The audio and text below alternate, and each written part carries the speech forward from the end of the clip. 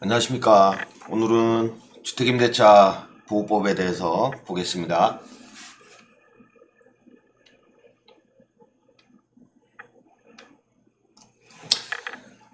주택임대차 보호법의 성립을 먼저 보면은 차임, 예컨대 월세다, 또는 연세다, 이런 차임이 있는 임대차입니다. 보증금이 없는 경우도 있죠. 그 보증금이 없고 월세만 있는 경우도 있잖아요. 그래서 보증금이 있는 경우도 있고 없는 경우도 있고, 근데 사용료 차임은 있다. 차임은 있는 임대차.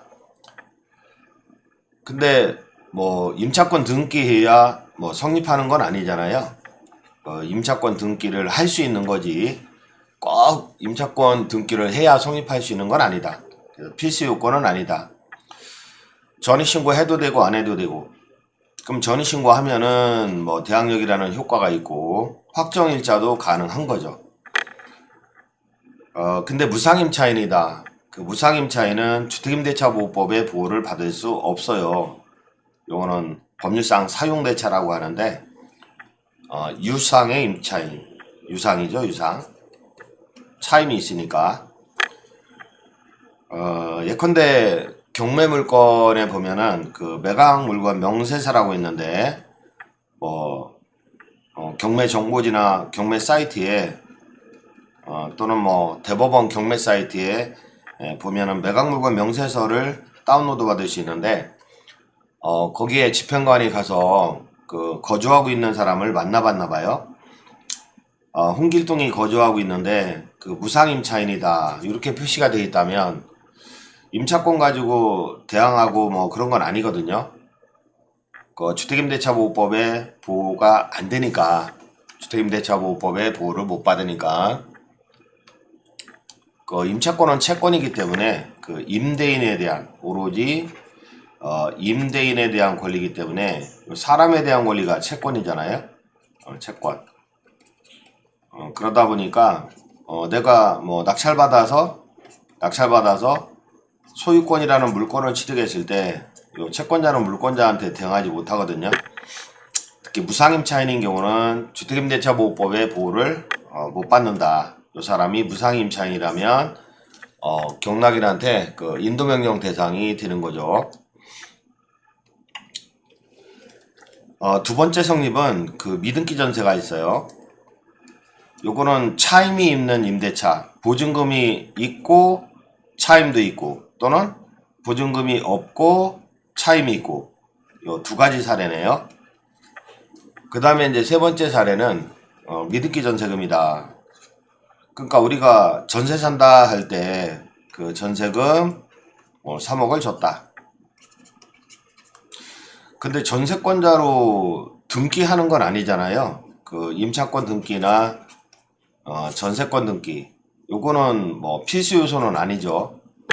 그냥 돈 주고 들어가면 전세 산다 이렇게 표현하잖아.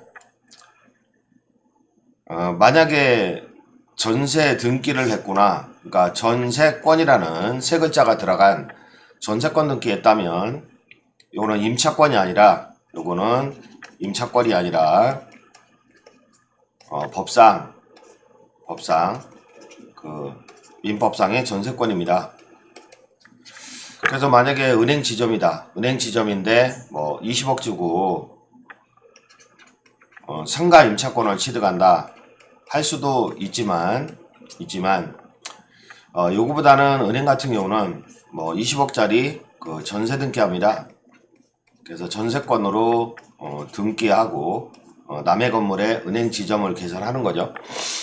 이렇게 이용을 하는데, 사실 요즘은 주택 같은 경우는 주택은 전입신고하고 확정일자 받으면 그 보호를 전세권보다 더 확실하게 받으니까 최우선 면제권도 있고 존속보장도 있고, 그러다 보니까 전세 등기 활용도가 많이 떨어지는데, 이 사람도 주민등록하고 확정일자 받는 거로 하죠.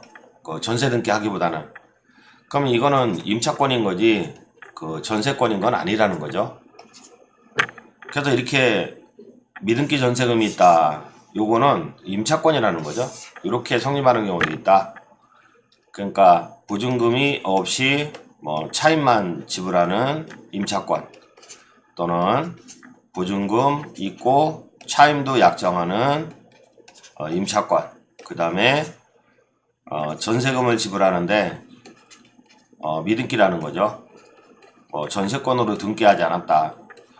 요런 임차권도 성립할 수 있다. 깔세다. 깔세 같은 경우는 차임을 약정한 거죠. 차임. 임차권입니다. 근데 등기가 성립 요건은 아니에요. 요 채권이기 때문에 내가 채권자임을 채무자만 알면 되잖아요.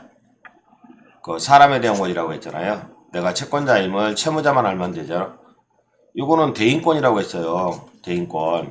누구한테나 주장할 수 있는 물권이 아니라 특정의 채무자한테 주장할 수 있는 권리이기 때문에 굳이 제3자에게 공시할 필요는 없다. 제3자에게 공시하고 등기할 필요는 없다. 그러나 등기할 수도 있는 거죠. 그래서 민법에는 반대 약정이 없으면 야 등기 좀 해달라 이렇게 청구할 수 있다. 이런 근거 조문이 있고, 물론 안 해주면 어떻게 해요. 이거는 청구할 수 있는 거지. 안 해주면 할 수 없는 거죠. 이거는. 근데 만약에 협력이라고 표현했죠. 협력하면 등기할 수 있는 거지 뭐. 그래서 임차권 등기 좀 해주세요 하고 청구할 수 있는 조문이 있고, 임차인이 동의한다면 임차권 등기할 수 있겠죠. 근데 이렇게 민법에 규정되어 있는 그 임차권을 등기했다. 근데 여러분들은 민법과 주택임대차보호법은 또 뭐야? 이렇게 또 고민하시는 분이 있으실 것 같은데, 요거는 일반법이고, 일반법은 모든 임대차에 적용된다. 그러니까 토지 임대차, 건물 임대차, 모든 임대차에 적용이 된다. 그래서 옛날에는 일반법밖에 없었는데 그 주택 임차인의 보호가 문제가 돼서 특별법, 그러니까 특정한 임차인한테만 적용된다. 그러니까 주된 부분이 주거용인 임대차에만 적용되는 특별법, 이렇게 만든 거죠. 근데 제가 비유적으로 볼 때 형법이 있다. 그건 일반법이거든요. 모든 범죄, 모든 국민의 범죄에 적용된다. 근데 군형법은 뭐예요? 이거는 모든 국민한테 다 적용되는 거는 아니고 군인과 군무원한테만 적용되죠. 특정한 사람한테만. 요거는 특정한 물건에, 요거는 특정한 사람에 적용되는 특별법이에요. 특별법. 만약에 형법에 사람을 살해한 자는 5년 이하 징역에 처한다. 이렇게 규정이 되었다 치자 이거죠. 근데 군형법은 군인과 군무원 간에 적용되는 법인데, 이거는 살인죄로 10년이 적용이 됐다 했을 때, 요거는 군형법이 우선해서 적용되죠. 군인이 살해를 했을 때는 군형법이 우선 적용되죠. 10년 후. 그러니까 특별법 우선의 원칙이다 이렇게 얘기해요. 특별법 우선의 원칙. 근데 만약에 유가증권 위조죄다. 유가증권 위조죄는 형법에는 규정이 있거든요. 근데 군형법에는 규정이 없어. 형법에 규정이 있다. 군형법에는 유가증권 위조죄 규정이 없어. 그러면 군인과 군무원이 유가증권을 위조했다. 유가증권을 위조했을 때 처벌 안 해요? 수표를 위조했는데? 그거는 일반법으로 적용하는 거죠. 그러니까 특별법에 정함이 있다면 특별법이 우선적으로 적용이 되고, 특별법에 정함이 없네? 그러면 일반법이 적용이 되는 거죠. 특별법에 정함이 없다면 일반법이 적용이 되는 거죠. 그래서 주택임대차보호법에 규정이 있다면 주임법이 먼저 적용되는 거죠. 존속보장이다. 주택임대차보호법은 2년의 존속이 원칙적으로 보장된다. 그리고 일정한 요건하에 갱신 요구권도 있는데, 근데 일반법에는 없단 말이죠. 없지만 주된 부분이 주거용인 경우는 임대차보호법이 우선적으로 적용이 되는 거죠. 그 다음에 차임을 2기 연체한다. 그럼 즉시 해제할 수 있는데, 일반법에는 정함이 없다. 특별법에는 있는데 그럼 특별법에 우선적으로 적용이 되는 거고, 그 다음에 뭐 관계를 일단은 이해를 하시면 됩니다. 관계를. 그러니까 주택임대차보호법에는 그 합의에 의한 등기 이런 규정이 없어요. 근데 합의에 의해서 등기했다. 민법상 임차권 등기를 했다. 임차권 등기를 했다. 그러면 주임법과 같이 대항력이 인정이 된다. 이런 조문도 있어요. 주민등록 등록일이나 또는 뭐 점유는 언제부터 했다. 그 다음에 계약서상에 확정일자 동사무소 찍었다. 이런 서면을 첨부해서 그 등기를 하게 되면 그 합의에 의한 등기잖아요. 합의에 의한 등기. 그래서 합의에 의한 임차권의 등기는 민법에는 규정이 되어 있지만 주택임대차보호법에는 규정이 없어요. 그럼 민법에는 있어. 주택임대차보호법에는 규정이 없어. 그래도 민법에 의해서 등기할 수 있는 거죠. 등기할 수 있어요. 이런 경우에 주임법에는 이렇게 주민등록일이나 점유일이나 확정일자일이나 이렇게 첨부해서 등기하면 주임법상에 그 임차권 등기 명령과 그 동일한 효력을 주겠다. 그 얘기는 뒤에서 보는 대항력과 우선변제적 효력을 주겠다. 이렇게 규정되어 있어요. 근데 이거는 합의에 의한 등기가 아니라 임차권 등기 명령은 존속기간 만료 후죠. 보증금 반환 지체하죠. 보증금 반환 지체하면 관할 소재지 지방법원 지원에 단독 신청으로 임차권 등기 명령 할 수 있다. 이거 뒤에서 배우는데, 그러면 기존의 대항력과 우선변제적 효력이 인정이 된다. 이렇게 규정이 되어 있어요. 주임법에. 그러니까 합의에 의한 임차권 등기하는 제도는 민법에 규정되어 있고, 단독 신청에 의한 그거는 요건이 임대차 종료 후죠. 보증금 반환 지체하고 단독 신청에 의한 임차인 단독 신청에 의한 임차권 등기가 있는데, 그러면 대항력과 우선변제권이 있다. 요거는 주택임대차보호법에 규정이 되어 있단 말이야. 근데 주택의 임대차인데 합의로 등기하면 이거는 존속기간 만료 후입니다. 근데 요거는 뭐 계약서 쓸 때부터 약정할 수 있죠. 존속기간 중에도 되고 합의로 하는 거니까. 근데 단독 신청에 의한 임차권 등기는 존속기간 만료 후입니다. 그때 하는 제도인데 주임법에 있다. 근데 합의로 등기를 했을 때도 이렇게 주민등록일, 점유일, 확정일자일 요 서면을 증명해서 첨부해서 등기하게 되면 대항력과 우선변제적 효력을 인정하겠다 그 뜻입니다. 그렇게 규정이 되어 있는 거죠. 그 내용은 주임법에 규정이 되어 있어요. 그 내용은. 그 다음에 그래서 성립의 측면은 그 등기 없이도 성립할 수 있다. 등기 없이도 성립할 수 있는데 합의에 의해서 협력을 얻어서 공동신청으로 임차권 등기하면서 성립시킬 수도 있다. 그러면 대항력과 우선변제적 효력이 인정이 된다. 그 뜻이죠. 그 다음에 이제 주임법의 적용범위죠. 주택임대차보호법의 적용범위인데 주된 용도가 주거용이다. 그러니까 뭐 하나 건물이 있는데 상가가 뭐 미용실에 딸린 방이다. 그러면 미용실이 그 40평이고 미용실이 주거용은 아니죠. 그 다음에 이제 그 3평에서 주거용으로 쓴다 이거죠. 거기서 사나봐요. 이런 경우는 아니다, 안 된다. 그럼 반대라면 뭐 3평은 가게집을 운영하고 40평이 주거용이라면 그럼 주된 용도가 주거용이죠. 이렇게 주된 용도가 주거용인 임대차에 적용이 된다. 이렇게 혼합되어 있을 때. 그리고 건물의 전부, 그러니까 단독주택 1층과 2층이 있는데 건물의 전부를 빌릴 수도 있고 또는 건물의 일부만 빌릴 수도 있는 거죠. 일부만 빌릴 수도 있다. 이런 경우 주임법이 적용이 돼서 보호가 된다. 근데 일시 임대차는 적용이 안 되죠. 숙박업소처럼. 그래서 주된 용도가 주거용인 건물의 전부 또는 일부 임대차에 적용이 된다.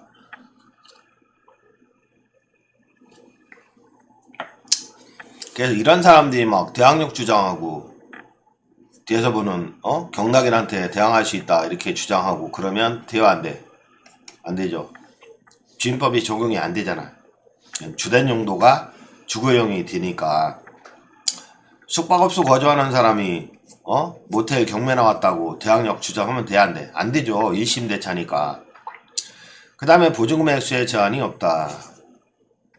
보증금이 0원이든 보증금이 1000만원이든 최근에 신문에 보니까 뭐 성수동 트리마제 보증금 20억 보호가 돼요? 보증금 20억이든 200억이든 전입신고하고 확정일자를 갖췄구나. 다 보호가 됩니다. 주택임대차보호법에 보호가 된다는 거죠. 그 상가임대차보호법은 뒤에서 보겠지만 보증금 액수 제한이 있고 막 그래요. 근데 주택임대차보호법은 액수의 제한이 없다. 그 다음에 공부상, 용도, 미등기, 무허가 건물 불문한다. 뭐 예컨대 81년도에 집을 지었다. 이런 거는 그때는 건축 허가 제도가 없어요. 그러니까 무허가죠. 무허가. 그 다음에 미등기 그런 경우도 전입신고하고 주민등록 뭐 확정일자 갖추고 그러면 대항력과 우선변제적 효력이 인정이 돼야 안 돼? 된다는 거죠. 된다. 공부산 용도는 뭐 상가다. 상가인데 거기에 주거용으로 상가인데 공부상 상가인데 건축물 대장에 주거용으로 사용하고 있다. 이런 경우도 길거리로 내쫓기는 거 막는 제도잖아요. 그래서 보증금 가지고 전입신고가 돼 있다면 대항할 수 있다. 이 전입신고는 그 서초동에 비닐하우스 판례가 있는데 그 비닐하우스에도 전입신고 가능해요. 거기서 살고 있다면 뭐 비닐하우스에 살지 말라는 법은 없잖아요. 뭐 다리 밑에서 살던 거기서 살고 있다면 전입신고할 수 있는데 대항할 수 있다는 판례가 있어요. 그래서 공부산 용도 미등기 무허가 불문하고 임차인이라면 보호가 됩니다. 그리고 주거용에 해당되는지 여부는 임차 목적물의 공부상 표시 요게 상가다. 그래도 실제 용도가 주거용이라면 주임법이 적용돼야 안 돼? 된다는 거죠. 주임법이 적용이 된다는 거. 그 다음에 물건이 경매 나오면 집행관이 가서 조사하는데 그 점유현황 조사서 이런 게 있어요. 점유현황 조사서에 비고란 요거 읽어보니까 뭐 감정평가서에 의하면 공부상 건축물 대장에 사무소라고 되어 있는데 집행관이 가서 들여다보니까 주거용으로 쓰고 있네요. 이렇게 표시가 되어 있어요. 이렇게. 그러면 이 사람은 상가임차인이 아니라 그 주택임대차보호법의 보호를 받는 거죠. 보호를 받는다. 판례 보면은 그 점포사무실로 사용되던 건물에 근저당권 5월 1일자로 근저당권이 있다. 지난 시간에 그 말소 기준권리 이런 거 봤잖아요. 그 이후에 다시 설명하는 거죠. 건물이 주거용 건물로 용도 변경됐다. 그 이외의 건물이 주거용 건물로 용도 변경됐다. 그 주차장 요건을 갖추면은 상가가 주거용으로 그 용도를 변경할 수도 있거든요. 그러고 이를 임차한 소액 임차인도 이를 임차한 소액 임차인이 있다. 최우선 변제. 그러니까 뭐 12월 1일날 그 인도받고 주민등록 갖췄는데 뒤에서 보는 소액 임차인이에요. 그러니까 소액 보증금의 임차인이죠. 요 근저당권 설정할 때는 이게 상가 점포사무실 상가였잖아요. 그럼 방 빼기를 안 해. 나보다 나보다 누가 우선하진 않을 거야. 그래도 방빼기를 안 하고 풀로 대출을 했단 말이에요. 근데 뒤에 주거용으로 바뀌었어요. 그러고 임차인이 들어온 거죠. 그 소액 보증금이 있고 이런 경우에 부동산이 경매된 거죠. 그러면 근저당권을 보호할 거냐, 소액 임차인을 보호할 거냐. 그 보증금 1억이다. 그러면 그 선택의 문제인데 우리 판례는 그 임차인을 보호하자. 임차인을. 그래서 뭐 5,500만원 최우선 면제 받는다. 요 뒤에서 보겠지만 그러면 5,500만원은 최우선 배당을 받아요. 그럼 얘는 5,500만원 덜 배당 받겠지? 덜. 얘가 뭐 채권액이 뭐 3억 원이다. 3억 원이다. 근데 낙찰가가 3억 원이다. 그 원칙에 의하면 얘가 확정인자 갖추고 있다. 원칙에 의하면 근저당가 3억, 그 다음에 얘는 빵원, 후순이니까 0원. 그러겠지만 그 보증금 1억 중에 5,500 근저당권자보다 우선하여 변제받는다. 이게 최우선 변제권이거든요. 뒤에서 공부하는 최우선 변제권. 그러면 얘는 뭐 2,450밖에 2억 4,500밖에 배당을 못 받잖아요. 예측하지 못하게. 그래서 누구를 선택할 거냐? 얘를 뭐 할 거냐? 상가는 방빼기 안 해요. 원래 주택을 저당 잡을 때는 방이 3개네? 하나는 주인집이고 2개. 2개. 그럼 1억 1천 빼야지. 3억 대출이 아니라 1억 9천. 이렇게 대출을 했을 거예요. 이거 방빼기라고 하는데. 근데 상가니까 방빼기를 안 한 거잖아요. 3억 대출했고.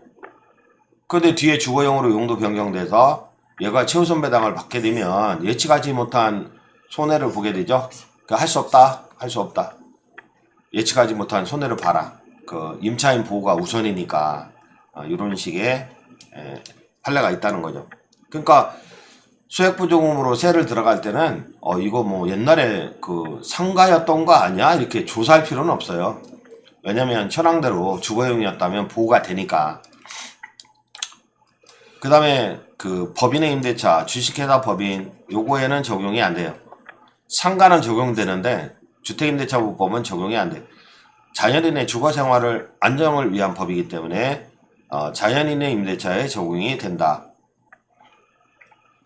제외동포는 이것도 사람이요. 국내 거소를 정하여 그 출입국 그 외국인 관사의 장에게 신고를 하거든요. 그래서 국내 거소가 변경된 경우에 새로운 거소로 관할하는 시군구 읍면동의 장이나 지방 출입국 외국인 관서 장에게 출입국 관리사무소 같은데 14일 이내에 신고를 해요. 그러면 보호 대상이 되는데 주택을 임차한 외국인이 전이 신고에 준하는 그 외국인이죠. 이거는 체류지 변경 신고를 했다면 이렇게 또 보호 대상이 돼요. 보호 대상이 된다. 이런 것도 현황 조사할 때 나와요. 외국인이 그 체류지 신고를 했다. 그래서 외국인이 보증금이 얼마고 이런 식으로 보시면은 현황 조사서에 나오는데 이제 집행관이 경매 물건 나오니까 조사한 거죠. 조사했더니 이렇게 돼 있네. 체류지 변경 신고가 돼 있네. 그걸 전입일로 본다는 거죠. 전입일로. 그러면 12월 15일이면 뒤에서 보겠지만 16일 0시에 대항력이 있다. 이렇게 얘기하는 거죠. 확정일자도 찍었구나. 그러면 16일 기준으로 우선변제적 효력이 있다. 배당을 받을 수 있다. 근저당권 설정일이 뒤에 28일이구나. 그러면 얘가 먼저 배당받고 얘는 뒤에 배당받는구나. 뒤에 배당받는구나. 그래서 자연인의 임대차에 적용되는데 외국인 제외동포 불문하고 보호가 된다. 근데 법인의 임대차에는 적용이 안 된다. 그래서 법인이 주민등록을 자신의 명의로 할 수 없죠. 법인은 사업자 등록의 대상이지 주민등록 할 수 있는 건 아니에요. 근데 법인의 사원이 주민등록을 했구나. 근데 얘가 임차권자는 아니잖아. 임차인은 법인이라고 써있거든요. 임대차 계약서에. 근데 얘가 임차인은 아니잖아. 얘가 전입신고를 했다 하더라도 법인의 주민등록으로 인정할 수 없다. 실무상 법인 명의로 임차권, 그러니까 민법에 의해서 합의에 의해서 민법에 의해서 그 임차권 등기를 했다. 또는 물권인 전세권 등기를 했다. 그러면 대항력이 인정이 되거든요. 물론 전세권 등기했으면 우선 변제적 효력도 있지만, 그래서 어떤 상가 건물에 교외 같은 거 있잖아요. 상가 건물에 교외 같은 게 있는데, 그 대한연수교육청 내에 도원동 교회라고 이렇게 전세권 등기가 된 경매 물건도 있었죠. 그럼 이 사람은 대항력이 있고 순위에 따라 우선 변제적 효력도 있다. 요 법인은 사단법인이죠. 사단법인. 근데 LH공사가 있어요. LH공사. 그 주택사업 목적으로 설립된 지방공사, 뭐 경기지방공사, 뭐 이런 거. 요거는 예외적으로 법인이지만 보호 대상이 된다. 보호 대상이 된다. 근데 실제로 사는 거는 서민들이 살잖아요. 그 A가 임대인, 그 다음에 그 LH나 경기지방공사가 임차인.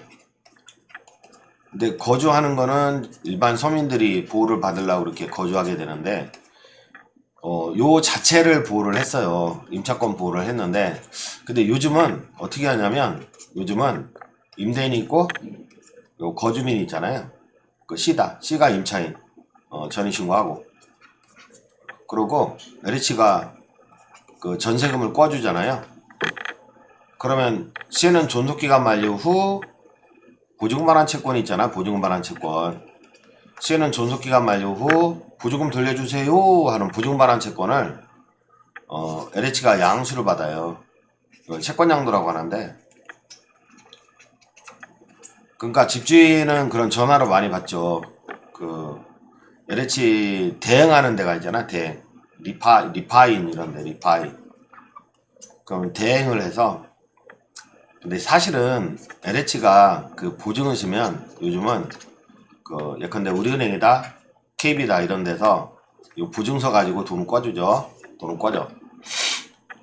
못 받으면 이 보증서로 그 LH한테 달라고 하면 되니까. 그러면 우리는 KB는 리파인한테 의뢰하죠. 그럼 리파인은 집주인한테 전화 오죠. 저기 주인어른, 그 C라는 사람한테 세를 주셨나요? 보증금 얼만데요? 3억이요? 그러면 3억 알겠습니다. 이렇게 알겠습니다. 이렇게. 근데요, 그 보증금 반환 채권은 양도했어요. 그 구체적으로 얘기는 않지만 저기 그 채권 양도가 또 뭐 서면으로 보내기도 하고요. 서면으로 전화도 하고, 채권 양도 통지를 서면으로 보내기도 하고 전화도 하고 하는데, 그러면 존속기간 만료 후에 집주인의 입장에서는 뭘 조심해야 되냐면, 존속기간 만료 후에 보증금 누구한테 줘야 돼? 누구한테? C한테 입금하면 안 돼요. 왜? 채권이 양도됐잖아. 대행을 하니까 옛날에는 첫 번째는 이렇게 했거든요. 이렇게 LH가 직접 임차인, 그러고 법을 개정해서 주인법의 보호를 받는다.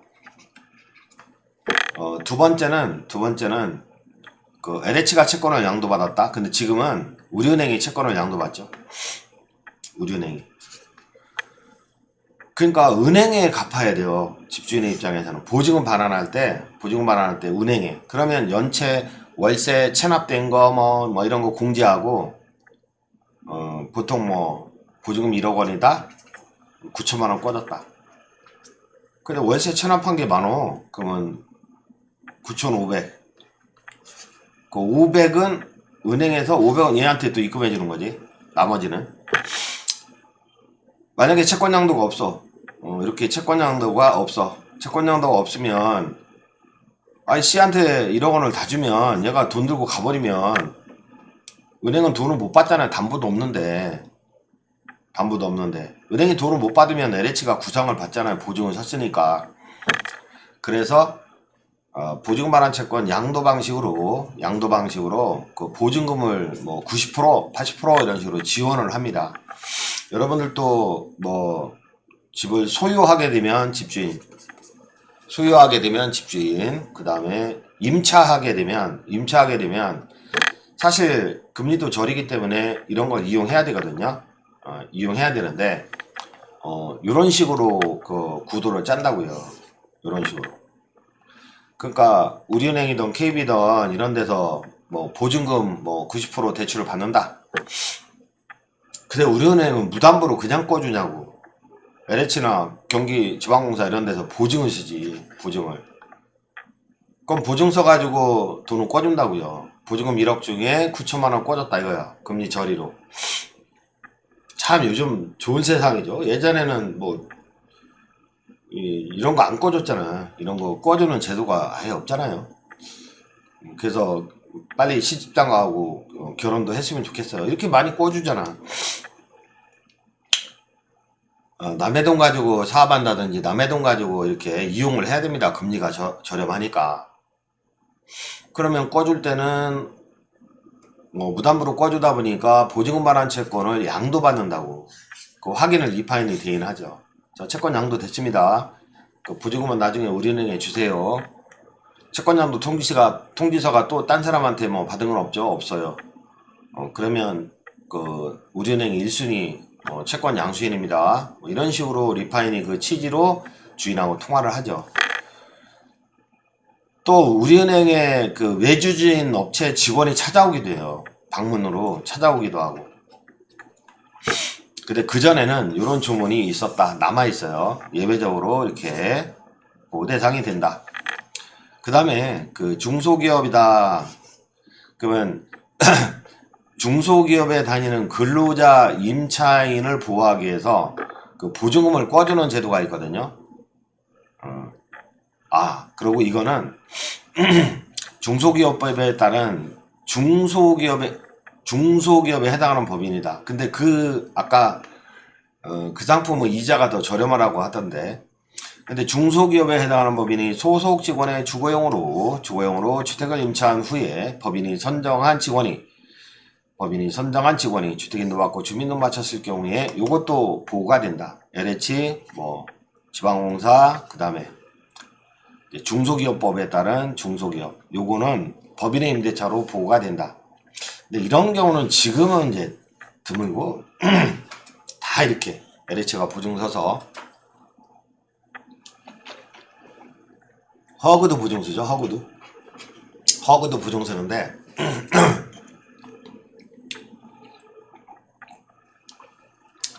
요즘은 정말 살기 힘든 세상인 게 뭐냐면 공부를 해야 살 수 있어요. LH가 보증되는 상품의 요건과 뭐 LH가 좀 완화돼 있죠. 그 임차인이 소득이 좀 적어도, 그리고 대신 금리는 조금 비싸고. 근데 허그 보증은 이제 금리는 되게 싼데 그 임차인이 뭐 4대 보험에 몇 달 가입이 돼 있어야 된다, 뭐 소득이 뭐 어쩌고 저쩌고, 이런 허그 보증 제도도 있어요. 이런 거로 갖다가 요 LH 홈페이지나 허그 홈페이지에 가서 공부를 하고 가장 좋은 상품, 그 보증금 대출에 대한 가장 좋은 상품을 선택해서 임차를 들어가야 되겠죠. 가장 좋은 상품. 금리도 다 다르더라고요. 그 점유현황조사서 집행관이 만든다고 했는데, 거기에 이제 비구란을 딱 보니까 옛날이죠. 뭐 지금 23년인데 23년 24년 임대차 계약은 한국주택공사가 했대요. 근데 지금은 이제 직접 임차인이 되는 경우 있지만, 요즘 경매 나오는 거는 이제 LH가 보증 쓰는 게 많죠. 보증. 그 나중에 그 등기부도 볼 겁니다. 그러고 이 사람이 이제 혜택 받아서 전입신고를 했고, 그 다음에 보증금은 5천만 원 중 250만 원을 대출 많이 해줬네요. 250만 원은 자기 부담금이고, 나머지 4,750만 원은 그 LH가 지원을 했나봐요. 매월 8만 원을 또 그 4,750만 원에 대한 이자죠. 요거를 주택공사에 이렇게 지불하고 있고 이런 상황이네. 이런 경우 보호가 돼야 안 돼. 보호가 된다. 그래서 요때 전입신고를 했다면 거주자가 6일 0시부터 대항력이 있다. 경락인한테 대항할 수 있다. 그런 뜻입니다.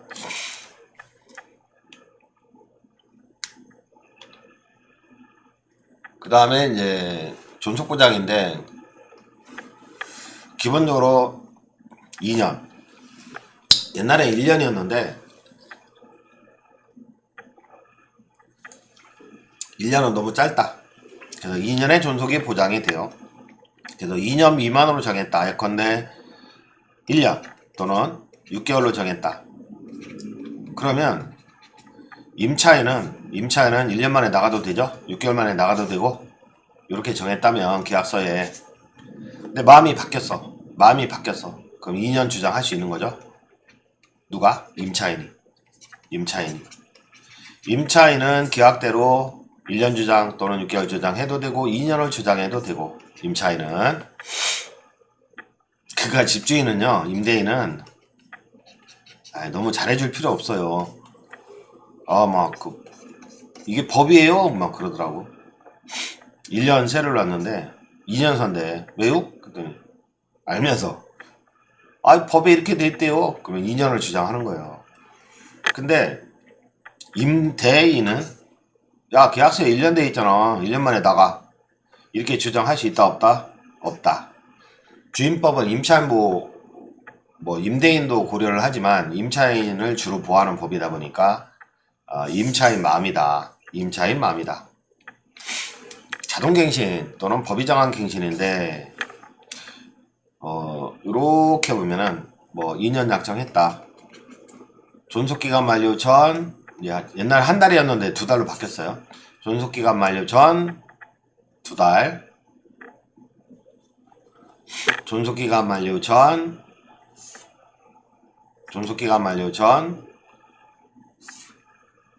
6개월, 요 사이죠.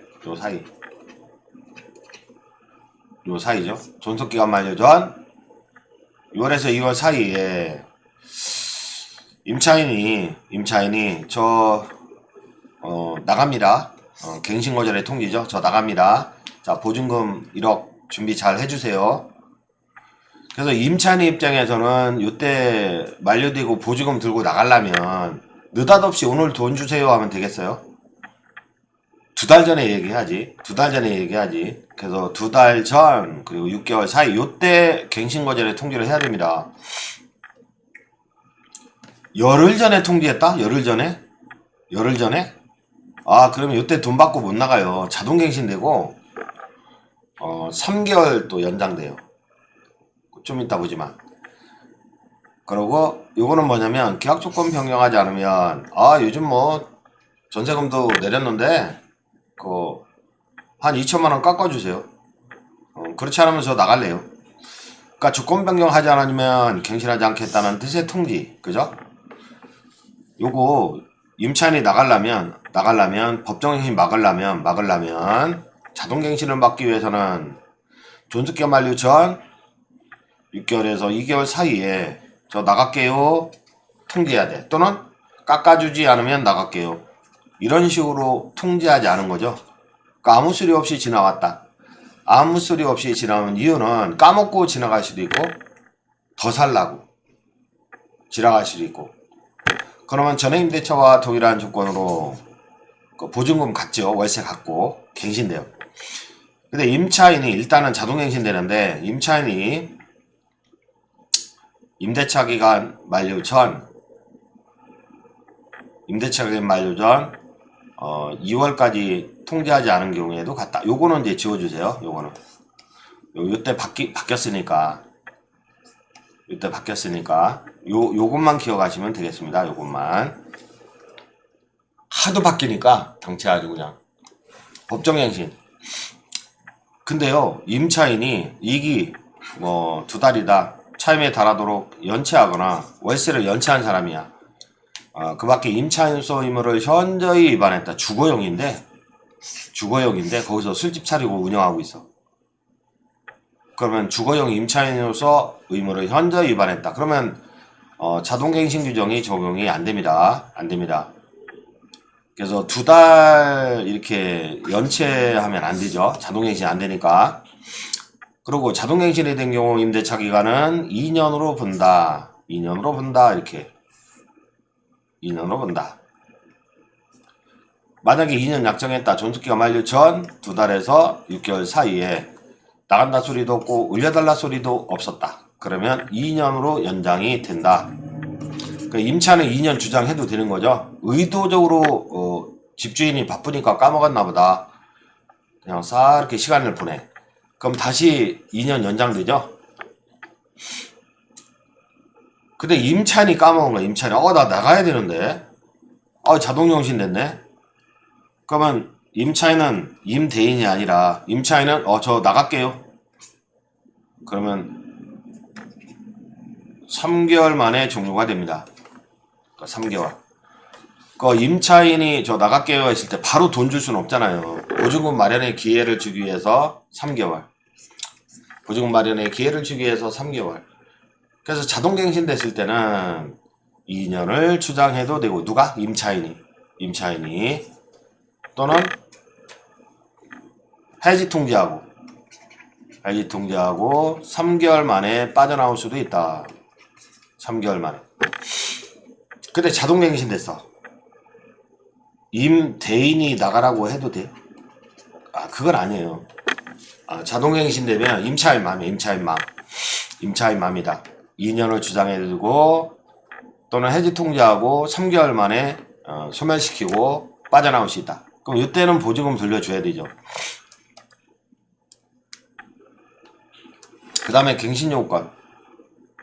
요거 최근에 추가된 건데 상가임대차에만 있던 건데 추가됐어요. 이거는 자동갱신이죠. 묵시의 갱신. 아무 생각 없이 지나왔을 때도 자동갱신 된다. 요게 있는데 임대인은 임차인이 제6조 1항 전단의 기간 이내에 계약갱신을 요구할 경우에 정당한 사유 없이 거절하지 못한다. 이렇게 돼 있어요. 6개월에서 2월 요거는 이제 실무적인 건데 2개월 전까지 요 계산 방법 이렇게 나오죠.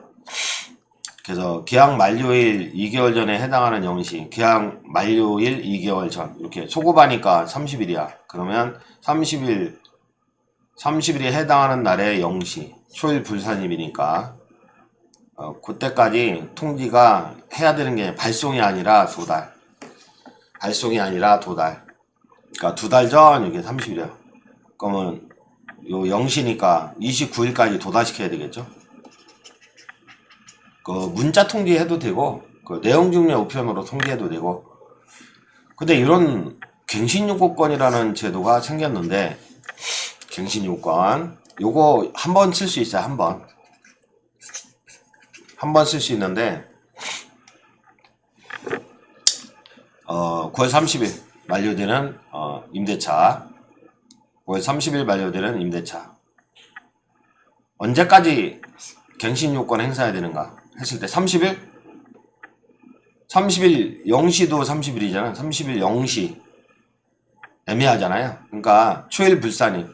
그래서 29일 야간 24시까지 임대인에게 계약갱신의 의사가 도달해야 된다. 임대인에게. 그러면 이제 카톡은 일이 소멸하죠. 그 문자도 뭐 소멸하는 게 있다대. 요거까지 입증이 돼야죠. 그래서 확실하게 하기 위해서는 내용증명편으로 도달을 시키고 한 번 쓸 수 있어요. 한 번 쓸 수 있고 갱신요건 행사하면 2년으로 돼요. 2년으로 돼요.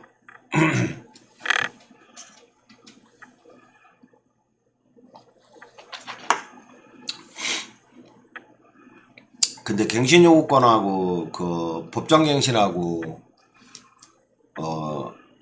저 관계를 제가 설명을 할 건데 연장계약 또는 묵시갱신이 있었다. 그래서 뭐 이렇게 4년 이렇게 거주했다. 그래도 한 번 행사할 수 있다. 임차인이 계약 만료 기간을 맞춰 나가기로 하였으나 번복할 수 있다. 계약갱신 요건을 행사할 수 있는가? 행사할 수 있다. 임차인이 계약 만료 기간에 맞춰 나가기로 사전에 합의했다 하더라도 요 사이에 갱신 요구할 수 있다. 이렇게 돼 있고 계약갱신 요건 행사 방법에 제한은 없다. 구두, 문자, 이메일 등의 방법으로 가능하다. 뭐 도달이 입증이 된다면 뭐 내용 증명이 좋겠지만 증거를 남겨야 된다. 주택임대차보호법에서 계약갱신 요건이 제도화됐다. 그리고 공인중개사를 통해서 임대차 계약 체결하면 그 중개대상물 그 확인서라고 있는데 그거를 명확히 설명하도록 한다. 갱신 요건이 있다 하고 고지했다 이렇게 그 고지 의무가 있다는 거죠. 거절 사유네. 자, 그러면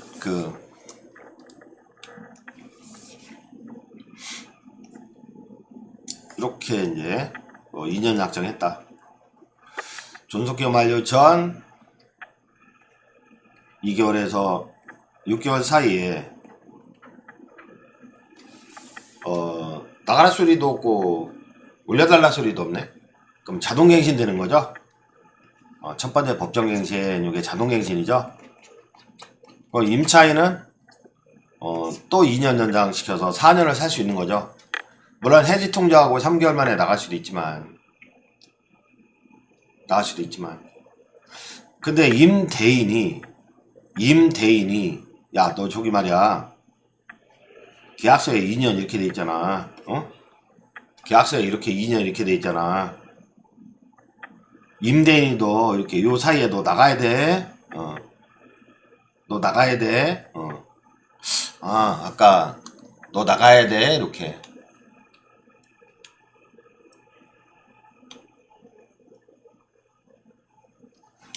오타가 임차인이야. 임대인이네. 임대인.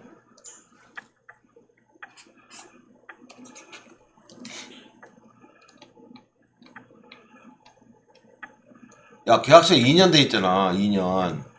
그러니까 너 나가야 돼. 너 나가야 돼. 그러면요, 법정갱신이 아니잖아. 2년 만에 나가는 거예요. 이해되셨나요? 법정갱신이 아니잖아. 2년 만에 나가야 되는 거야. 요게 생기기 전까지는.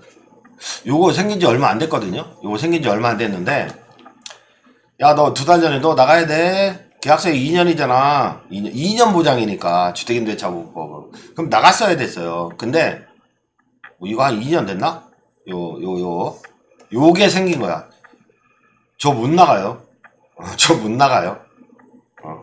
요게 바로 갱신 요건. 그전에는 갱신 요건 없었어요. 저 못 나가요. 요 갱신 요건. 그러면 다시 2년. 이렇게 된다는 거죠. 다시 2년. 근데 요게 한 번 행사할 수 있다고 했잖아. 했어. 한 번 행사했어. 그럼 존속기간 만료 전 2개월에서 6개월 사이에 임차인은 나간다 소리 저 나갈게요. 뭐 갱신 거절의 통지죠. 또는 조건 변경의 통지를 하지 않았다. 그럼 이때 이제 자동갱신이 되는 거지. 아니, 법정갱신은 횟수 제한이 있어 없어? 없어요. 요때 나가라 소리도 없고 올려달라 소리도 없구나. 자동갱신 되는 거지. 횟수 제한이 없어요. 근데 집주인이 딱 누리고 있다. 요때 나가. 집주인이. 그러면 만료됩니다. 저 못 나가요 하고 갱신 요건 행사할 수 있어 없어? 없어요. 이거 한 번이잖아. 한 번. 저 못 나가요 하고. 이게 어렵죠. 변호사한테 상담을 해도 사법시험 과목에 이렇게 자세한 내용이 없어요. 그 합격하면 뭐 공부도 안 하고. 여러분들만 알 수 있는 공인중개사 알아? 몰라. 우리 여러분들만 알 수 있는 상식입니다. 특히 젊은 사람들은 알아야 돼요. 자, 보세요. 자, 법정갱신 제도가 있어요. 그럼 내가 세입자야. 임차인이야. 그러면 요거 한 번 쓰면 끝이기 때문에 갱신 요건은 법정갱신을 한번 노려봐. 아니, 보증금이 계속 올라가. 그리고 그 집에 계속 살고 싶어. 시세가 올라가니까 전세금이. 그러면 요때를 딱 노리는 거야. 법정갱신 노리는 거야. 그럼 자동갱신 된 거죠? 그럼 2년 주장할 수 있어요. 물론 3개월 만에 빠져나올 수도 있지만 그 더 살고 싶어. 가만히 있어. 막 열흘 전에 집주인이 깜빡해서 열흘 전에 얘기하네. 그럼 2년, 다시 2년. 아니, 2달에서 이렇게, 2달 전에 얘기해야지. 2달 전에. 다시 2년. 이렇게 되잖아요. 법정행위는 횟수 제한이 없어. 근데 집주인이 이때 나가라고 딱 이렇게 그러네. 그럼 나와야 돼. 나와야 돼. 임차인의 입장에서. 근데 집주인이 똑똑해가지고 이때 나가래. 이때 나가래. 그럼 갱신요건 행사한 거죠? 그죠? 그런데 한 번에 행사할 수 있다고 했잖아. 그럼 다시 2년. 요때까지 살 수 있어. 근데 있잖아. 요때 법정갱신 됐어. 자동갱신 됐어. 법정갱신 됐어요. 이게 사람 얼굴이 있네. 다시 보시면 그 보증금 시세가 올라. 요런 때가 많죠. 여기서 설명할게. 자, 요 2년 그 다음에 자 보증금 시세가 올라. 그리고 임차인은 계속 살고 싶어. 임차인은 계속 살고 싶어. 자, 그러면 존속기간 만료 전 2달에서 6개월 사이에 나간다 소리 안 하고 가만히 있어. 집주인도 까먹고 있어. 그러면 법정갱신 되죠? 자, 법정갱신 됐다. 존속기간 만료 전 2달에서 6개월 사이에 아무 소리도 없네? 열흘 전에 나가래? 그럼 법정갱신 된 거요. 2달 전에 얘기하지. 다시 6년. 그러니까 법정갱신이요. 임차인의 입장에서는 되게 유리한 제도죠. 근데 똑똑한 임대인이 요때 나가래. 요때. 그 전엔 나가야 돼. 2년 보장이니까. 근데 최근에 요 갱신요건 제도가 생겼잖아. 못 나가요. 갱신요건 생겼잖아. 그러면 다시 이렇게 연장되는 거죠. 집주인이 또 나가래. 자, 못 나가요. 갱신요건 행사할 수 있다 없다? 없다. 이건 1회니까 갱신요건 1회니까 행사할 수 없다. 요렇게 갱신요건 제도는 한 번이라는 거 유념하시고요. 근데 법정갱신은 횟수 제한이 없다. 그래서 아무 소리 없이 횟수 제한이 없다. 요거는 없다. 근데 내가 재개발 투자한 지역에 그 세를 놓고 있는데 10년, 20년 막 계속 법정갱신 하고 있는 거지 뭐. 근데 지금 나가세요? 그래, 나가. 요때 나가라 그래. 2년 채워서 살 수 있어요. 이런 거죠. 그때는 짝수로 2년 하다가 요 2달을 잘 체크해서 요때 나가라고 해야 돼요. 집주인의 입장에서는. 자, 임차인 입장 말고 집주인. 집주인의 입장에서는 요거 잘 챙겨야 돼. 요거 놓치잖아, 요거 놓치면 이렇게 돼버려요. 법정갱신으로 4년. 뭐로? 법정갱신으로 4년. 또 나가라고 그래. 갱신요건은 안 썼잖아. 그럼 6년. 이렇게 돼버려요. 법정갱신권은 한번 그 비장의 무기라니까? 임차인은? 이 비장의 무기를 함부로 쓰지 마라. 계속 살고 싶을 때는 함부로 쓰지 마라. 법정갱신을 유도해라. 가만히 있어라. 그래서 요 갱신요건이 재작년인가 언제 생겼을 때 저는 머릿속으로 이거 그전에는 요때 타이밍을 놓치면 4년 묶였는데 집주인은 요 타이밍 놓치면 6년 묶이는구나. 갱신요건을 요때 행사하면. 여러분만 아는 내용들입니다. 그 다음에 임차인이 갱신요건을 한 번 행사할 수 있다고 했는데 요 거절사유. 집주인의 입장에서도 그냥 나가세요. 월세도 안 내시잖아요. 근데 판례는 아직 없는데 현재 진행형이냐 과거 전과냐. 판례가 나온다면 법조문에 이렇게 돼 있거든요. 법조문에 과거 전과로. 불성실한 임차인이구나. 너 옛날에 두 달 밀린 적 있잖아. 나가세요. 그러니까 집주인의 입장에서는 알고 있을 상식이기도 하죠. 과거 전과니까. 그리고 임차인이 거짓 그밖에 부정한 방법으로 임차했다. 그러니까 허위 신분으로 계약을 했다. 허위 신분으로 계약을 했다. 재산을 회피하기 위한 목적이 많죠. 보증금도 재산이잖아. 이제 사업하다 망했다. 근데 남의 이름으로 이렇게 허위 신분으로 보증금도 재산이니까 숨기려고. 그러고 본래 주거용인데 불법 영업장으로 이렇게 술집을 차렸다. 도박장을 차렸다. 그러면 임차는 갱신 요구 못해요. 그러고 합의하면 되지. 합의. 갱신 요건 행사하시네요. 근데요, 죄송하지만 제가 좀 물어드릴 테니까 갱신 요건 행사 안 하시면 안 된대요. 상당부상에 합의를 했다. 그래서 임대인이 임차인에게 소정의 보상을 실제로 제공했다. 실제 제공하지 않거나 합의되지 않은 일방적 보상은 제외된다. 제공을 진짜로 해야 된다는 거죠. 합의된 금액을. 등이니까 이거보다 훨씬 많이 합의하죠. 실무상 몇천만 원씩 합의하고 그러더라고요. 그 다음에 임차인이 동의 없이 전부 또는 일부를 전대했다. 원래 전대는요 동의가 있어야 돼요. 임차인이 임차한 주택의 전부 일부를 고의나 과실이 아니라 중대한 과실, 난로불 켜놓고 와가지고 불질렀다. 싫어한 거죠. 예컨대 전부나 일부를 동의 없이 무단으로 증개 즉 개조 고의로 파손했다. 임차인의 중과실로 화재가 발생해서 파손했다. 이렇다면 갱신유권 행사 못한다는 거죠.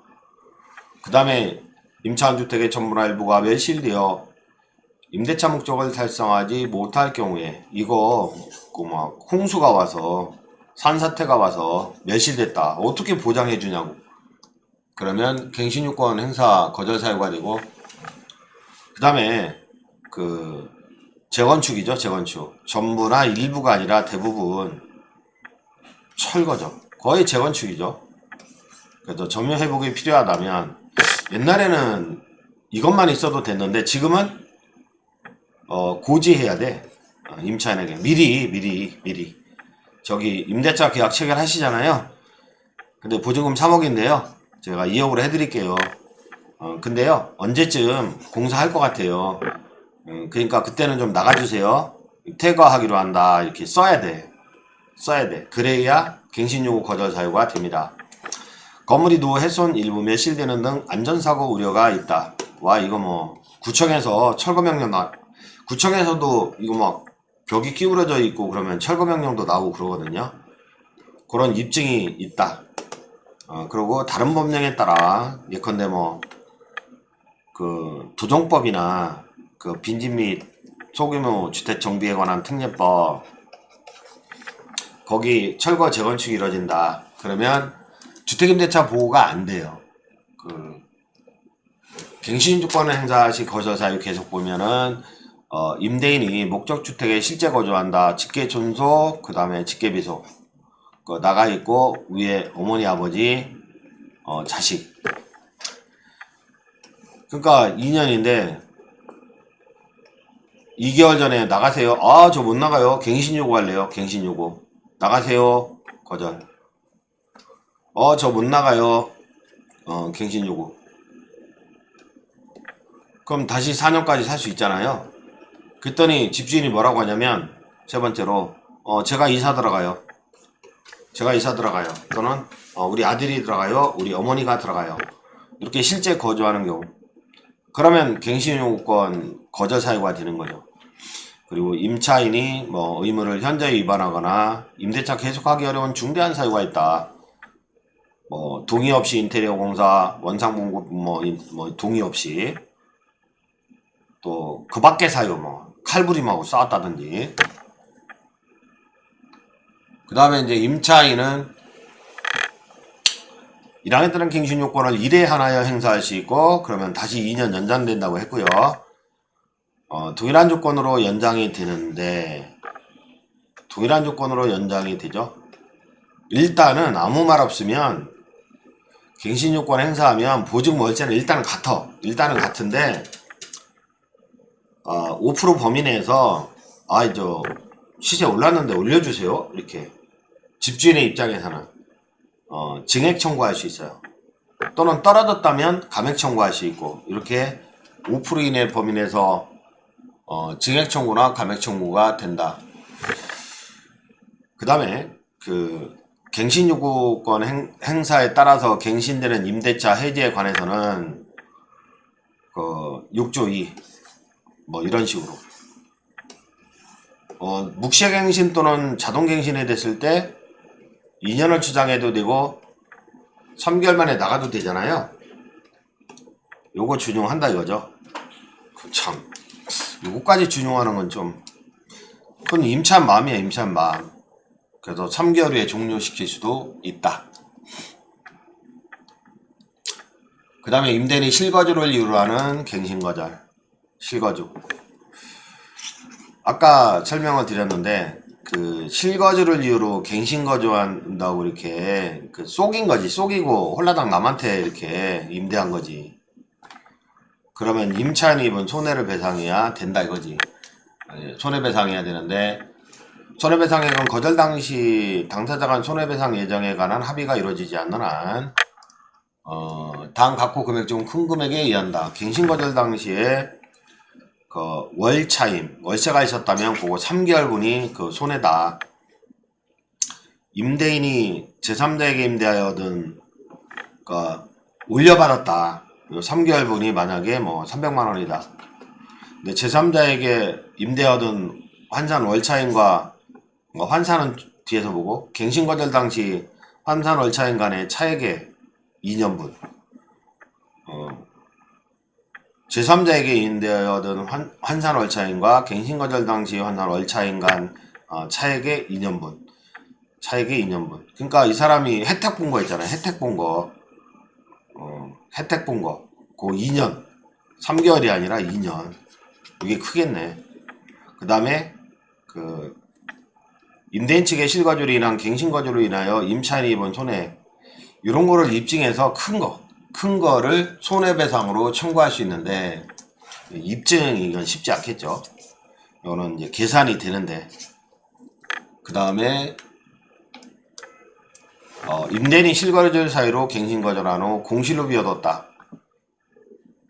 실거주 한다고 해놓고 공실로 이렇게 비워뒀다. 그럼 어떡하지?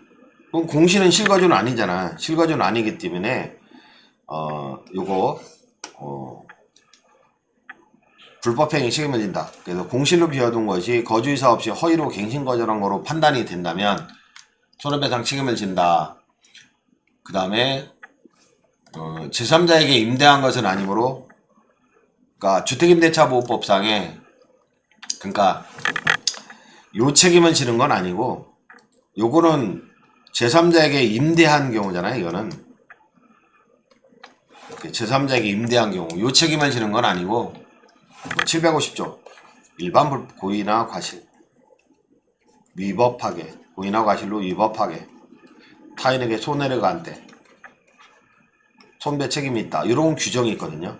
민법 750조에. 근데 이 입증해서 청구하는 게 쉽지가 않아 이거는. 그래서 그 소송 비용이 더 들어 이거는. 안 하는 게 나아요. 참는 게 나아. 그 다음에 임대인이 실거주를 이루 갱신거절한 후 공실로 비워뒀다.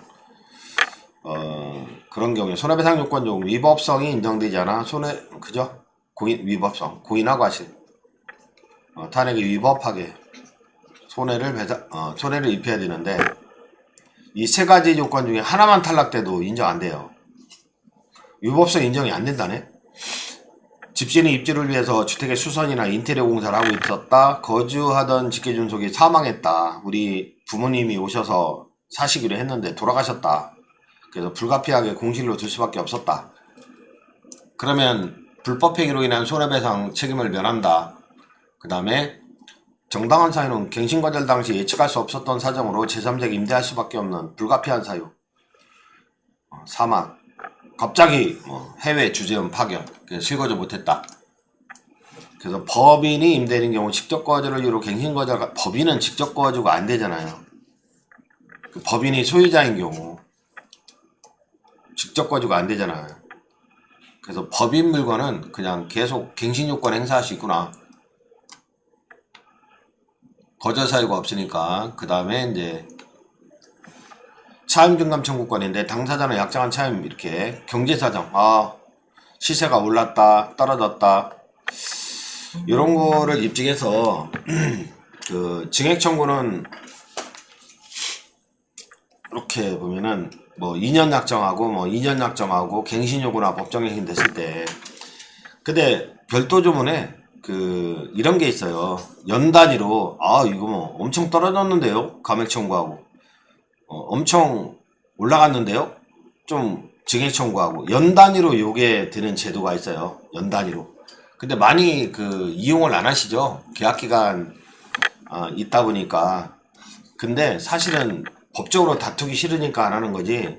5% 범위 내에서는 그 연 단위로 그 증액 청구를 할 수 있다.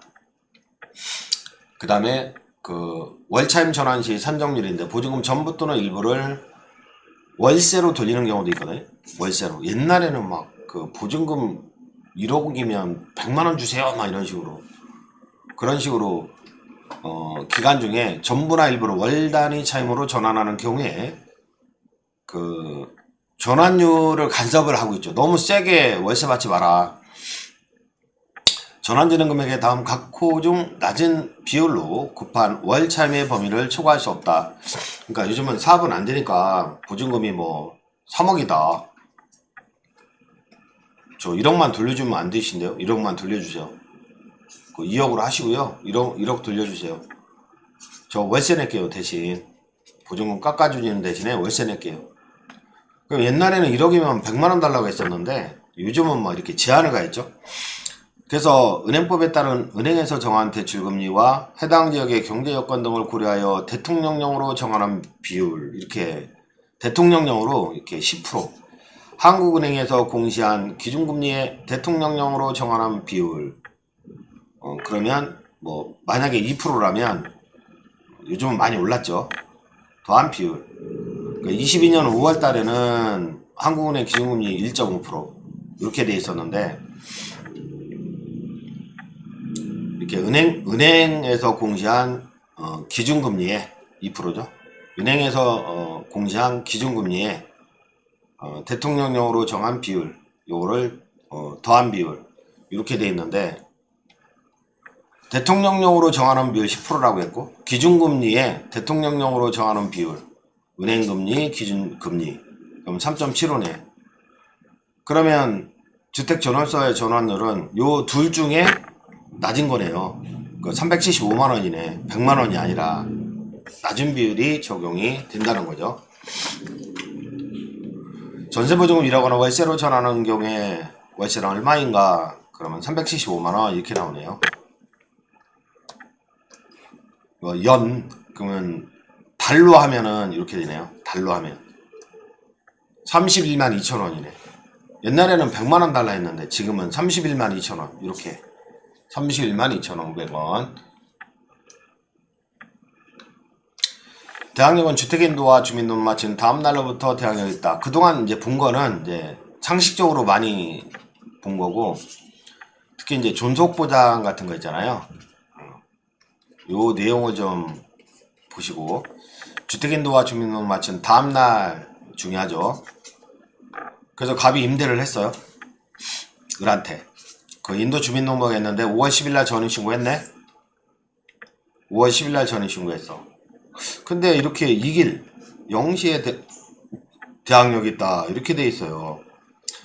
세 주고 저당 잡히고 세 주고 팔아먹고, 세 주고 저당 잡히고, 세 주고 팔아먹고. 그럼 얘는 저당권자 또는 소유권 취득자죠. 그럼 동일한 날짜에 이 짓을 했다. 동일한 날짜에. 아, 이 짓을 어떻게 할 수 있는, 그런 인간들 진짜 많습니다.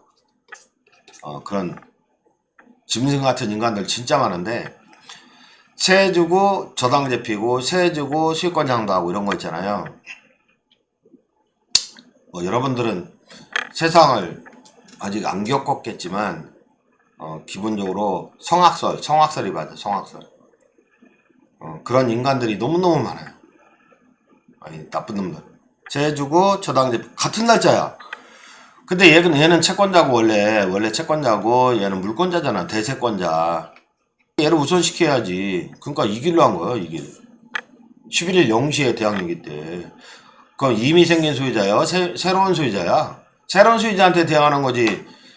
이미 생긴 소유자한테 대항할 수는 없다는 거죠. 얘를 우선시키기 위해서, 물권자를 우선시키기 위해서 이길 0시 대항력이 있다. 이렇게 얘기합니다. 그리고 이사 가야 됩니다. 전입신고하고. 모두 갖춘 시점에 0시입니다. 전입은 8월 20일. 이사를 3월 10일 날 했네. 뒤에 주민등록 먼저 하고, 그럼 11일 0시에 대항력이 있다. 근데 실무에서는 살고 있지 않았어도, 주민등록에 돼 있으면 살고 있지 않다는 것을 확실히 입증할 수 없는 한, 참, 진짜 사는지, 산다고 하면 어떡할 거야. 그러니까 우리는 권리 분석할 때 8월 22일, 23일 0시 대항력 취득한 거로 권리 분석하는 게 좋다 이거지. 좋다 이거지. 그 다음에 집원을 다가구 단독주택이죠. 집원을 정확히 기재하여 전입신고하면 족하고 호수 기재는 무의미하다. 아니, 다가구에 보면은 이렇게 문짝에는 뭐 101호, 이렇게 문짝에는 101호 뭐 이렇게 돼 있는데, 이거 전입신고 무의미하다고. 집원. 이건 도로명이죠, 도로명. 옛날 판례니까 집원이지, 도로명으로 해야 돼. 도로명 주소 생겼잖아요. 이렇게 해야 돼. 도로명 주소를 이렇게 전입신고 해야 돼요.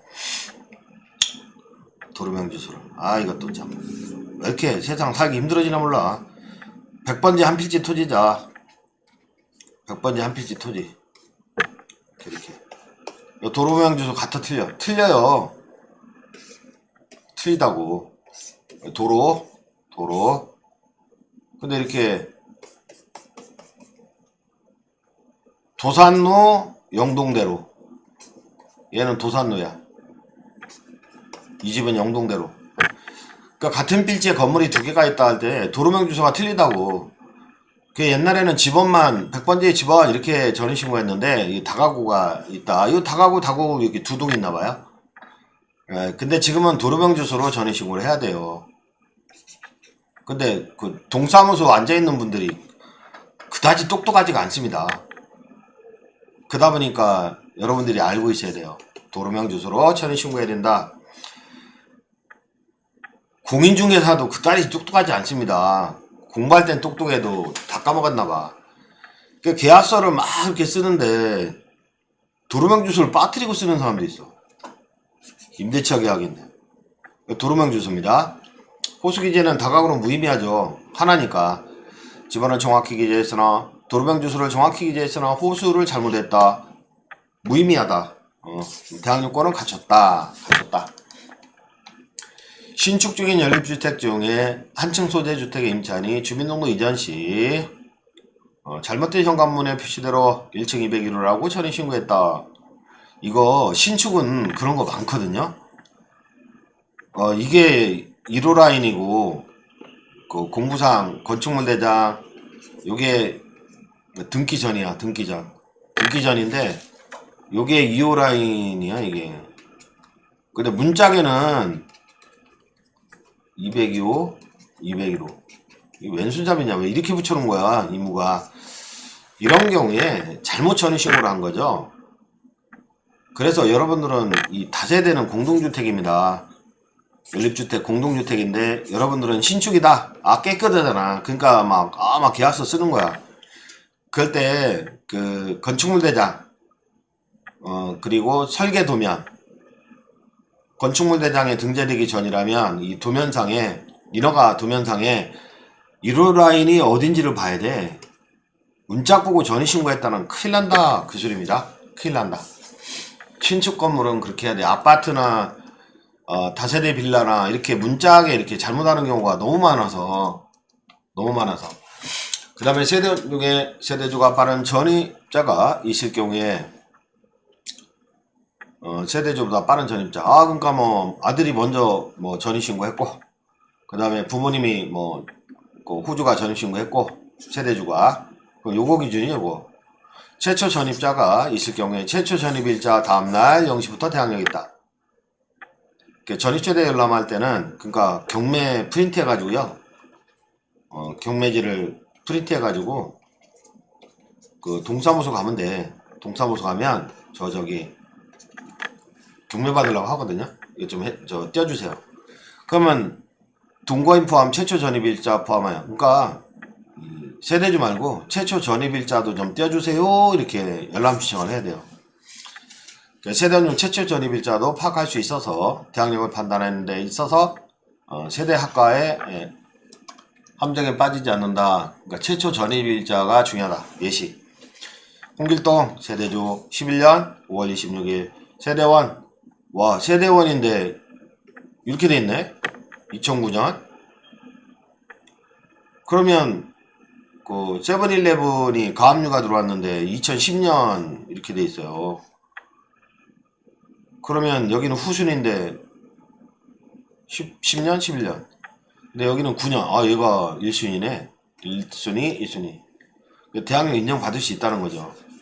세대주 기준이 아니라 세대원 기준이다. 이건 최선순위가 가압류가 되잖아.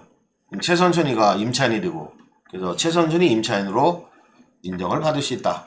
선순위 담보물권이나 뭐 저당권이나 뭐 가덕기 담보권이나 가압류나 말소 기준 권리내 있는 상태에서 임차인이 주택인도와 점유인등록을 마친 때는 대항력이 있어 없어? 없어요. 없어요. 저당 채권자가 있고요. 야, 이 건물이 예상 낙찰가 3억 정도 되네. 예상 낙찰가. 그래서 얘 3억 꿔줬어. 3억 꿔줬어. 근데 얘가 들어왔어. 얘가 후수지로. 와, 근데 이놈이 세주고 저당 잡혔네. 세주고 저당 잡혔는데 같은 날짜네. 5월 10일 5월 10일 같은 날짜네. 그 물건을 우선시키기 위해서 11일 0시에 대항력이 있다. 이 새로운 저당권자예요. 이미 생긴 저당권자예요. 이미 생긴 저당권자잖아.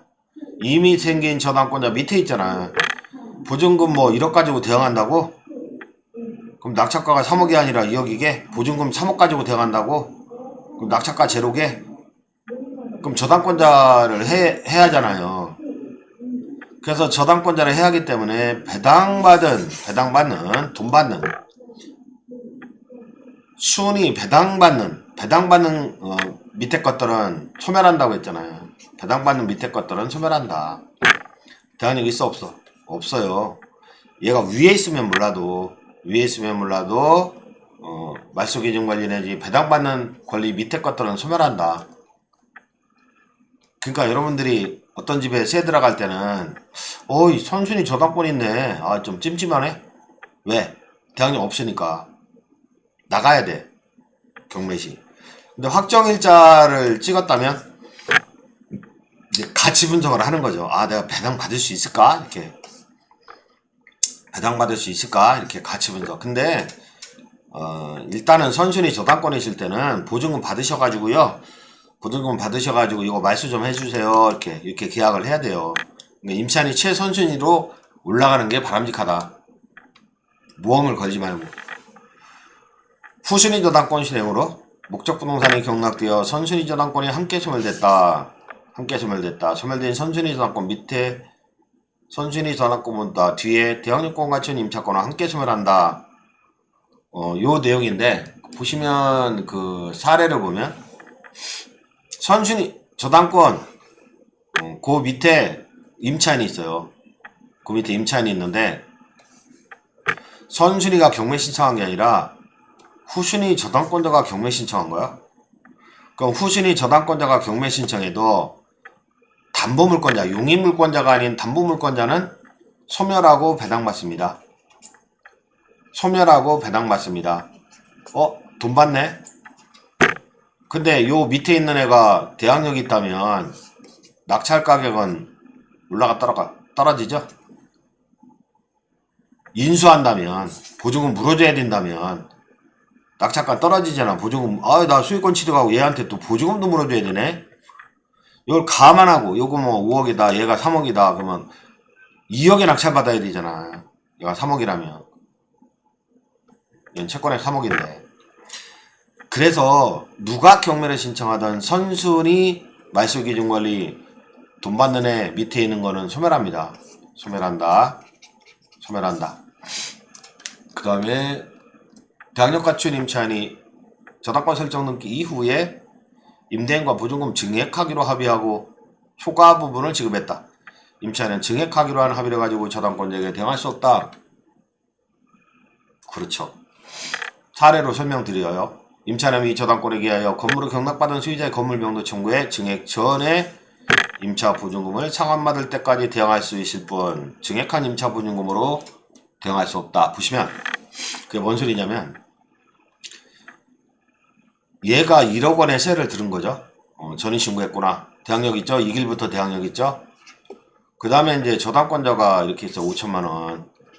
그러면 이 예상 낙찰가가 이거 손순이자가 있네. 전입신고 이렇게 이제 찾아가거든. 은행 같은 데는 찾아가요.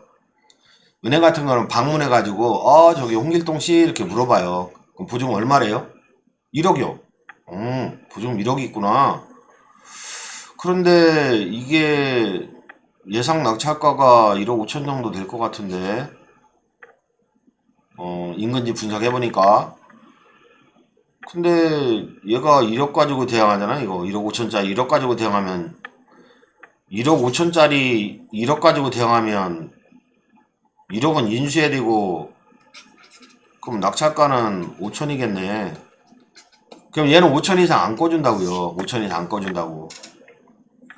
그러고 얘가 이제 2년 뒤에 재계약하면서 합의로 재계약하면서 증액을 했어요. 세가 올라서 시세가 4천만 원 증액한 거야.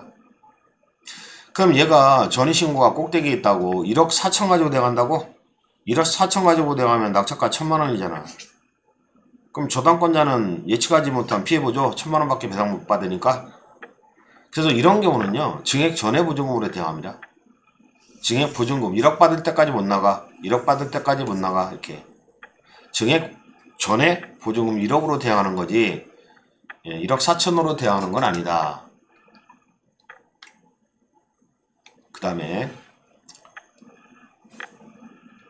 얘는 그 전입신고가 됐으니까 요 중간에 정이 생기면 요 2년 그럼 요때 1억 받을 때까지 못 나가.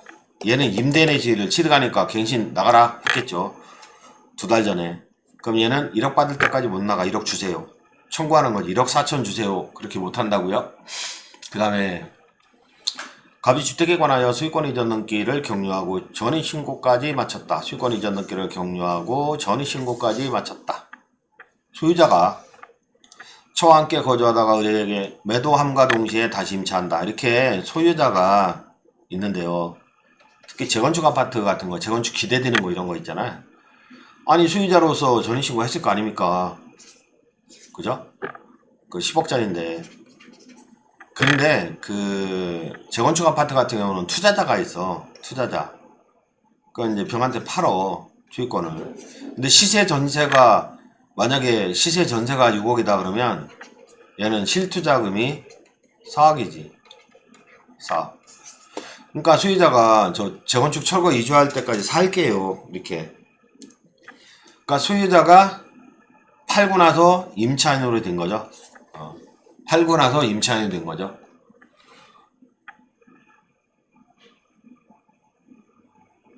가만있어 봐. 처명 임대차 계약책이라는 을명의의 수익권 이전 등기가 경매됐다. 처와 함께 거주하다가 의뢰에게 매도함과 동시에 다시 임차했다. 그리고 팔면서 임대차 계약도 썼겠지. 처가 이제 임차인이 되고. 얘는 소유권 취득함과 동시에 임대인이 됐겠죠. 임대인이 됐겠죠. 처가 임차인이 되고 얘는 임대인이 됐겠지. 그 처가 임차인이 되고 보증금 6억이겠죠. 6억. 대항력 취득 시점이 문제가 되는데, 그러면 을명의 소유권 이전 등기가 격려된 날에야 비로소 갑의처 을사의 임대차로 공시하는 유효한 과목이 된다. 그러니까 그전에는 소유자로 전입신고한 거죠. 이거는 팔기 전까지는. 그러다가 소유권 이전 등기했을 때는 임차인이 된 거잖아. 그전에는 소유자로 전입신고한 거고 지금은 임차인으로 전입신고 상태로 바뀌는 거잖아요. 그죠? 이런 물건이 경매 나오는 거 많은데, 그래서 주택임대제보법 3조 1항에 의해서 유효한 공시방법을 갖춘 다음날, 그러니까 소유권 이전 등기일 이 길부터 임차인의 대항력이 있다, 그 뜻이죠. 그래서 갑이 이제 소유자 그 전입신고, 그 다음에 이제 을이 소유권 취득하고 임대인이 되고 요 시점에, 그 다음에 이제 갑의 처가 임차인이 된 거죠. 보증금 6억으로. 그러면 대항력 취득하는 시점은 언제냐 이거요. 언제나. 여기 이제 5월 1일날 소유권 이전 등기했다면 5월 2일날 0시다 이거지. 0시. 근데 지금도 많은 경매지는 뭐라고 알고 있냐면, 많은 경매지는 이게 이제 2월 1일이라면 임차인이 있어요. 소유자는 을인데, 현황조사할 때 임차인이 있어요. 소유자는 을인데, 근데 임차인의 전입신고는 2월 1일이네요. 이렇게 얘기하고 있어. 임차인의 전입신고는 2월 1일이네요. 그럼 사람들은 2월 2일날 0시부터 대항력 있네. 야, 이거 요때 또 얘가 그 저당 대출을 받잖아요. 일부 뭐 한 1억 정도 대출 받았다. 그럼 야, 얘가 선순이네. 내가 인수해야 되겠네. 이렇게 오해를 많이 하거든요. 오해를 많이 하는데 선순이 아닙니다. 요 저당권과 관계는 뒤에서 보겠지만, 그 전입신고일은 그 5월 2일, 예, 임차인의 대항력은 5월 2일 0시고 소유자로 전입신고한 2월 2일 0시는 아니라고요. 요때지. 소유권 이전 등기일 이 길부터 대항력을 갖춘다. 요 중요한 거는 또 반복을 할 건데, 갑이 5월 10일날 소유권 취득하고 소유자로 전입신고했어. 그러고 을이 9월 10일날 소유권 취득한 거야. 그리고 갑이나 갑의 처가 9월 10일날 소유권 이전 등기할 때 임대차 계약서 쓴 거야. 계속 살면서. 그러면 5월 11일날 0시 대항력 있는 게 아니라 9월 11일날 0시에 대항력을 취득한다. 그 다음에 임차인이 경매에 등기된 이후에 전입신고했다면, 임차인이 이제 뭐 채권자가 임의경매나 관계경매 등기했나봐요. 근데 그거 쳐다보고 이제 전입신고한 거죠. 주택임대차보호법에 따른 대항력을 주장할 수 없다. 요것도 그 말소 기준 권리가 될 수 있거든요. 현황조사서 임차인 윤용훈의 전입일은 12년 2월 13일로 배당 요구 종기가 가까워지자 급하게 주민등록 전입과 확정일자를 받고 배당 요구한 상황으로 추정된다. 그러니까 임의경매 저당권 실행 경매 등기가 11년 12월 26일인데 그 이후에 전입을 한 거죠. 전입일이 그보다 늦어요. 그러면 얘보다 늦어지니까 대항력이 없는 거지. 얘 돈 받는 애잖아. 돈 받는 애. 돈 받는 애보다 늦다. 이렇게 꾸미는 애들이 많아요. 이게 경매 들어오니까 세입자로 보증금이라도 아마 가라로 만들어 볼까 하고 신인척이 전입신고 밑으로 하게 많이 하는데, 이런 경우 뭐 대항력을 주장할 수는 없다 이렇게 돼요. 보증금 막 그러면 주장할 수 있다고 하면 경매 딱 들어오니까 막 보증금 10억짜리 꾸미게 후순위로. 얘 대항력 있어요? 없어요. 없다. 임차권 등기 명령 임대차 종료 후 보증금 반환받지 못한 임차인은 목적물 소재지 관할하는 지방법원 지원 등의 임차권 등기 명령 신청할 수 있다. 그러면 그 대항력과 우선 면제적 효력이 인정되잖아. 근데 그 빌라왕 사건 이후로 이게 추가됐어요. 그러니까 이렇게 보면은 아이 보증금 반환 지체하는 거죠. 보증금 반환 지체하니까 임차인은 나가야 되는데 퇴거하고 전입신고 임차권 등기 명령이 되면 대항력 우선 변제적 효력이 그대로 인정이 되거든. 뭐 5월 1일이라면 전입신고일이. 그럼 퇴거를 해야 돼. 다른 집에 전입신고를 해야 되거든요. 근데 임차권 등기 명령이 얘한테 송달돼야 돼. 송달. 근데 얘가 죽어버렸어. 빌라왕이. 그럼 상속인이 있냐? 아유 아들이 없어. 그러니까 아들 다음에 부모님도 없네. 형제 없네. 그럼 형제의 자식 막 이런 식으로 상속이 되잖아요. 그 상속인을 찾는 게 쉬운 게 아니에요. 개인정보고 재적중본 아무나 뛸 수 있는 게 아니다 보니까 재판 절차를 거쳐야 돼. 그러니까 이 사람은 이 임차권 등기를 못하고 있는 거지. 그래서 집주인에게 또는 상속인에게 송달되기 전에도 임차권 등기 명령 할 수 있다. 이렇게 바뀐 거예요. 송달되기 전에도 임차권 등기 명령 할 수 있다. 이렇게 바뀐 거예요. 임차권 등기 민법에서 대항력과 우선 변제적 효력이 인정이 된다. 이거 합의로 공동 신청했을 때 전입신고 내역이나 확정일자 내역을 주면 이렇게 인정이 된다고 했잖아요.